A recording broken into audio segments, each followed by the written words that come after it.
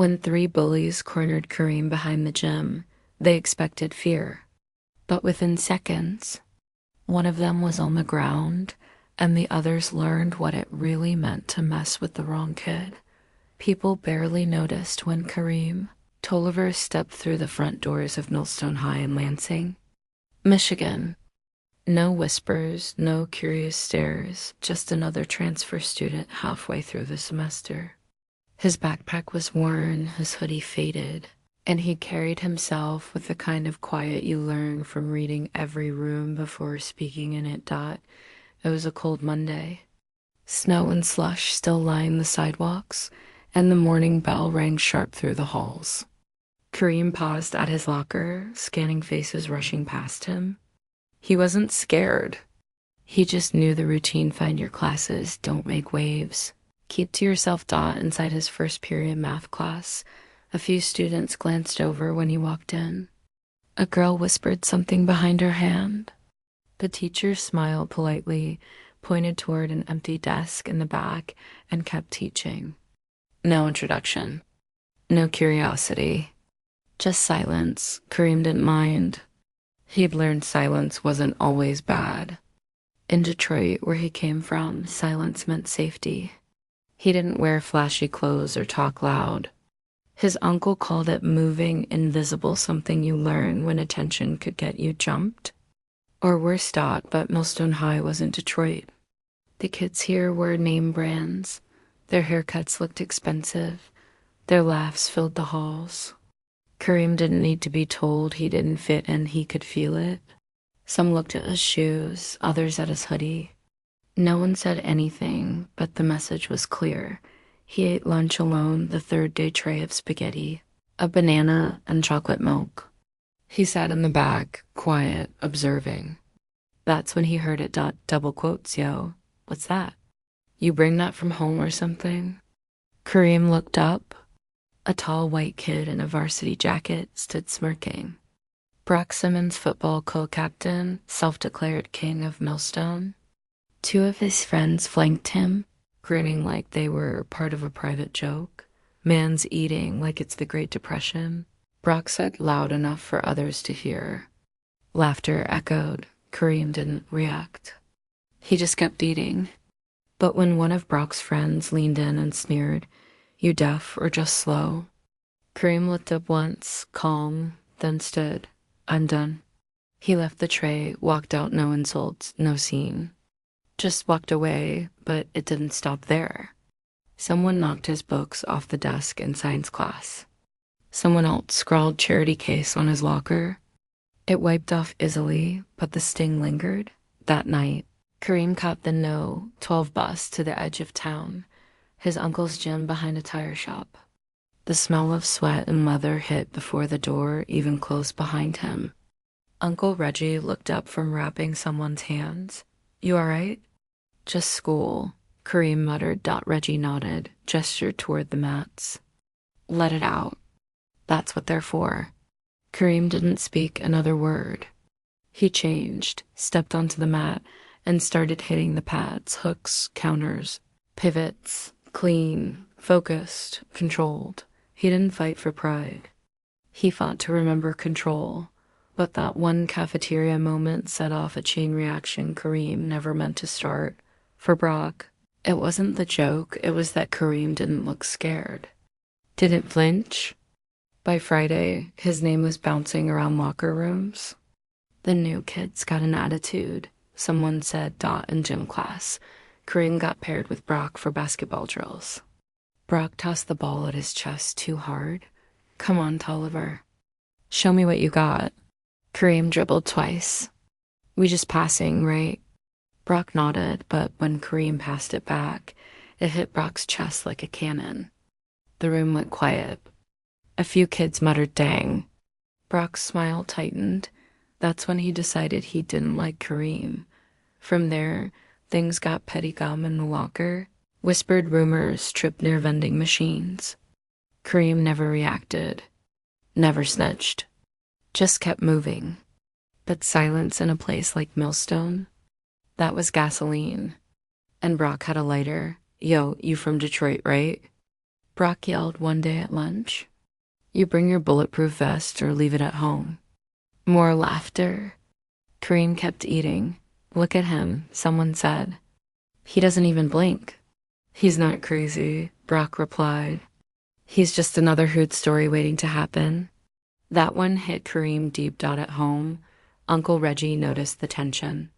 You're holding something back, he said. Kareem nodded.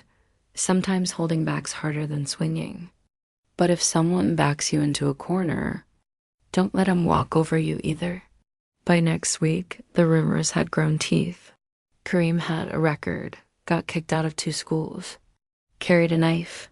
None of it true, but no one cared. Then came the day Brock decided to prove a point. After 6th period, Kareem headed toward the back parking lot, headphones in. Brock and his 2 goons followed. Yo, Tolliver. Kareem turned. What? You think you're tough? No, I act like I want to be left alone. You don't get to choose that. Kareem's jaw tightened. You done? Not yet. Before Kareem could move, Logan rushed and shoved him. Kareem didn't flinch. Back up, he said quietly. Logan swung. But Kareem was already gone. One twist, one sweep, Logan hit the ground hard. Yo, chill. Ty shouted. Brock lunged next. Kareem slipped under the punch, pivoted, dropped an elbow into Brock's ribs, controlled, not cruel. Brock hit the ground wheezing. 12 seconds. That's all it took. Then came the voice. What's going on here? Assistant Principal Langford rounded the corner. Brock jumped up. He attacked us. Kareem stared. You serious? They were dragged to the office. The room thick with tension.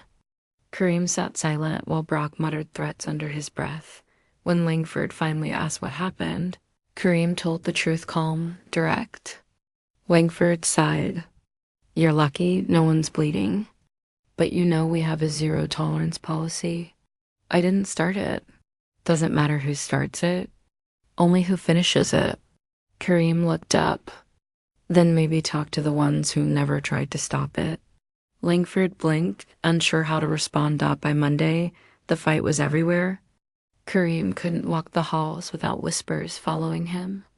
No one joked anymore, but no one sat near him either. He wasn't invisible anymore. He was dangerous. At lunch, Brock retold the story like a victim. Dude's psycho. Took Logan down like Bruce Lee. But even his own friends looked unsure. One girl asked, didn't you guys surround him first? Brock snapped. Nah, he flipped out. The lies spread fast. At home, Reggie turned off the TV and looked at Kareem. You defended yourself. You exposed something in that boy. That's why he's mad. Days later, Kareem got called into the counselor's office. Do you ever feel angry? She asked too softly. He stood up and walked out. That night, Brock posted the video grainy, cropped right before Logan swung first. He thinks he's in a movie, the caption read. The comments were cruel. He's not like us. Expel him. Kareem read every word. The story was no longer his. By Wednesday, the school called his mom. A hearing was set. Uncle Reggie took off work to go with him. The conference room was stiff. Langford. Board members, Kareem and Reggie across the table. Langford began. We need to determine if Kareem poses a safety threat to the student body. My nephew isn't a threat, Reggie said firmly. He's trained in self-defense.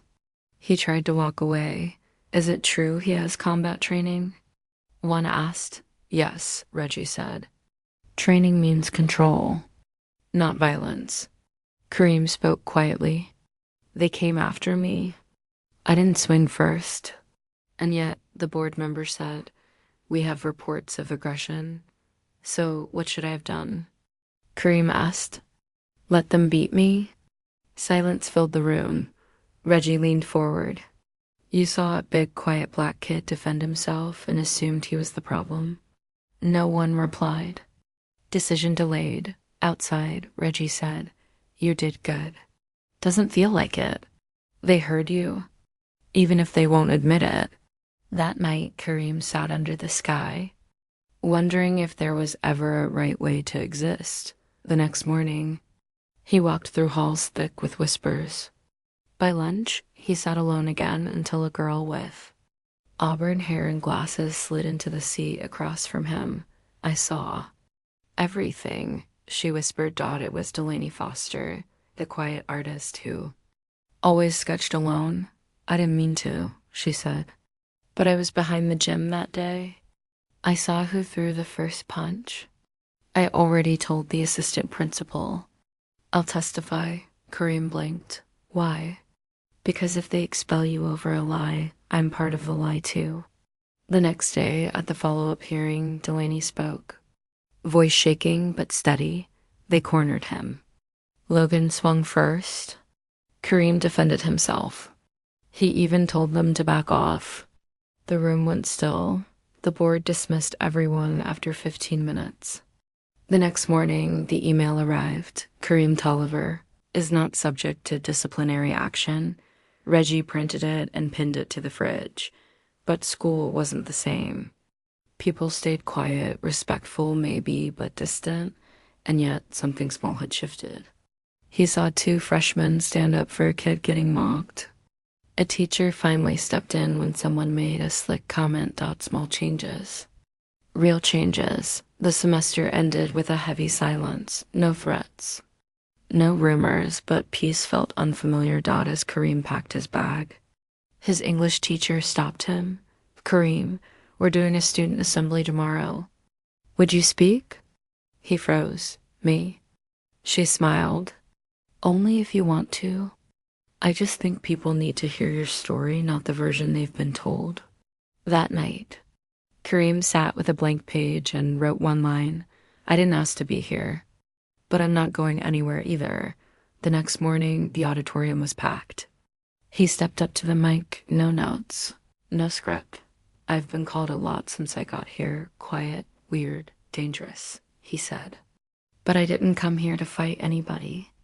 I came here to finish school. To get through my day without drama. He paused, scanning faces.